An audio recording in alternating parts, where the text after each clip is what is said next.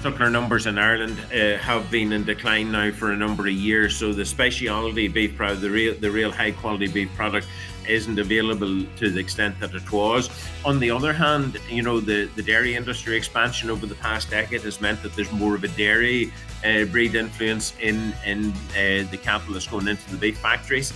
The reality, I suppose, is that the market is accommodating that product very well, because supermarket specifications, they're not looking for the big beef muscle so much now. They're looking more at retail packs that hit a price point, and therefore a smaller steak is actually preferable to a bigger steak.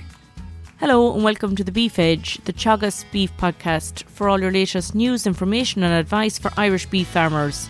I'm Catherine Egan and I'm joined by market intelligence specialist Phelim O'Neill with the Irish Farmers Journal to reflect on 2024 and get his insight into the market outlook for 2025.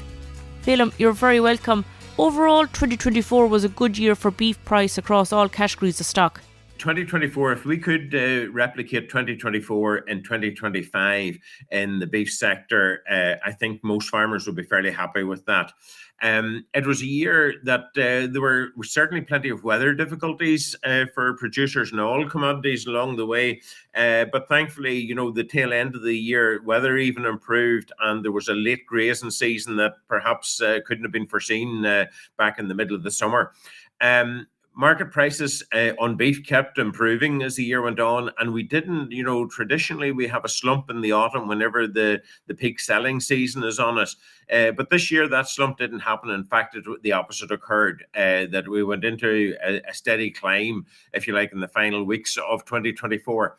And despite that climb, and despite being a relatively strong price position at the year end, the reality is, the Irish beef price still lagged behind the UK price by the euro a kilo or thereabouts. So, that suggests to us that that there's still perhaps even more room there than we might get for a little bit more in it, because cattle have been very scarce in the UK. We have had a strong cattle supply in Ireland throughout 2024, but the bottom line is UK supply has been tight, and the prediction is that it'll likely tighten further there in the coming year. And from an export point of view, can you give a comment on Irish exports for 2024 and what you see when you look to the year ahead, Phelim? 2024, our trade with the UK increased actually slightly on the previous year, and that's to be expected given the strength of the UK price position. And looking in then the rest of our market, it was essentially went to mainland Europe. But if almost half went to the UK, almost just around 40% or thereabouts would have went to mainland European markets. Again, they have been pretty strong throughout 2024 as well. Good steak meat market, there's been good demand, and there has been a drop in production again. So that has combined to, I suppose, create the perfect opportunity. Now, you will, of course, recall back before Christmas there, we had the Mercosur trade deal announced, and that's something that we'll be looking at, maybe not so much in 2025, but if we're taking a longer term, if we're say taking a 5-year view of the industry, then you'll be thinking that that's something that could come into play then. And certainly in terms of 2024, the ratification process hasn't yet begun. It's expected that will that the whole legal scrubbing and the formalities will take the first quarter of 2025, if not indeed the first half of the year, and it's only then that the ratification process begins. So Mercosur, whilst it will be a medium to longer term issue for the beef industry, certainly we wouldn't foresee that it will have any significant impact in 2025.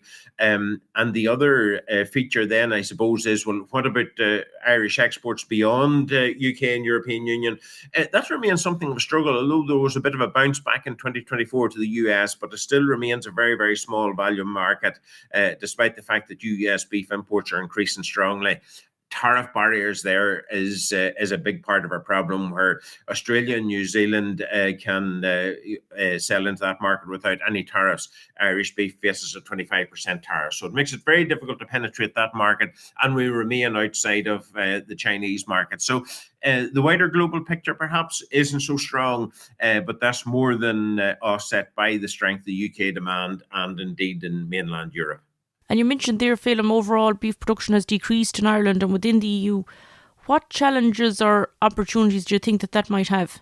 Well, look, the reality is, suckler numbers in Ireland have been in decline now for a number of years. So the specialty beef product, the real high quality beef product, isn't available to the extent that it was. On the other hand, the dairy industry expansion over the past decade has meant that there's more of a dairy breed influence in the cattle that's going into the beef factories.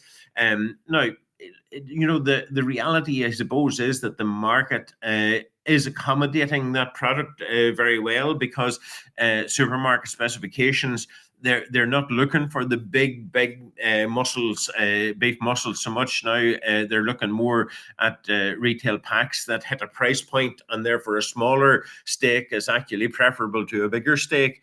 And the better bred dairy cattle are ideal in that space. So cattle supply going into factories has remained reasonably strong in 2024. We would be don't visualize a major downturn there, but if we look at the cumulative effect of a 1 or 2% drop in the wider European production space, well, then that does add up into quite a number of cattle, and it does create opportunity for exports. Because remember, at the end of the day, Ireland is a major exporter, up to 90% of what we produce in terms of beef. So even if there is a slight drop off in volume, we're still a major export player in the European beef market. And you touched there on the weather conditions in spring of 2024 and the impact that has had on farms, Phelim. Farmers have seen a minor reduction in production costs overall in 2024. What do you think is expected coming into 2025? There's none of us can give a long-range weather forecast that will reflect in that. But, weather is a major player when it comes to production costs for Irish farmers. The good growing conditions means that less fertilizer are used, that there's better grass utilization, better grazed grass utilization on farm, and cattle in general will perform better with less input costs. If you get into unfavorable weather conditions, well, then you're moving into a situation where perhaps you have to feed meal supplements, etc. You're not maybe getting grass grazed out and fields grazed out as well as you would like to. And all of that comes, as well as the inconvenience and farm management issue that it brings into play. It all comes at a cost, at a financial cost as well. That's sometimes overlooked, and I know despite the Teagasc advocacy on the subject, grazed grass is something that maybe we're all guilty of to some extent of taking for granted.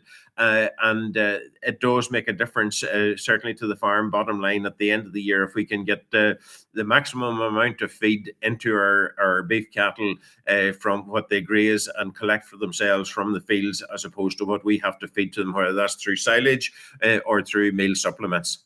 Most definitely, Phelim. And overall, looking to 2025, what do you see as the financial outlook for beef farms?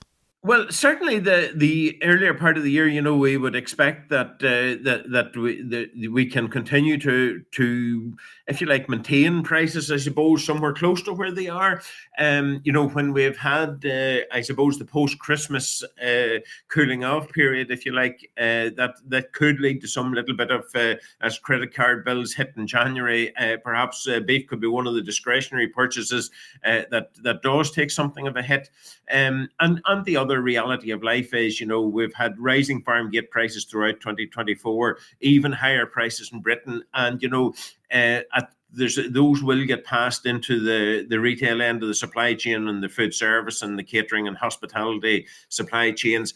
And, we have to, I suppose, look out for what the consumer reaction will be. Consumer demand was robust throughout late 2024, and it's one to watch in 2025. Does higher prices mean that there will be a tailing off in consumer demand and a switch perhaps to alternative cheaper poultry or pig meat proteins?